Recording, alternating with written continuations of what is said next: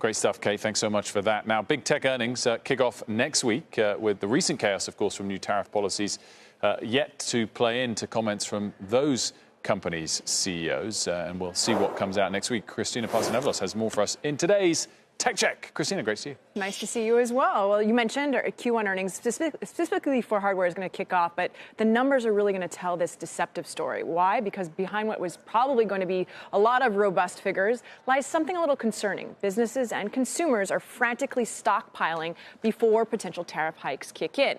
The signs are already visible. Apple has reportedly ramped up iPhone shipments by 10% in Q1 2025, this according to IDC. Best Buy witnessed the same trend with March sales, jumping 8%, their best showing since 2021. Worldwide PC shipments are growing faster than they have in 4 years. Over in China, tech firms aren't taking any chances either. They're reportedly rushing to order a whopping $16 billion worth of NVIDIA's H20 chips before a potential ban comes down.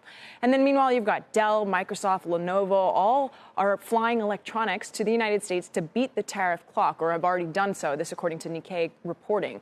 And here's the real issue, though, for investors. What will likely look like strength in the upcoming reports could spell trouble down the road. Companies riding this artificial wave will probably post great numbers short term while quietly lowering future guidance. Jordan Klein at Mizuho calls it getting a, quote, free pass due to tariff uncertainty. So the bottom line, this rush to buy now essentially steals from future quarters.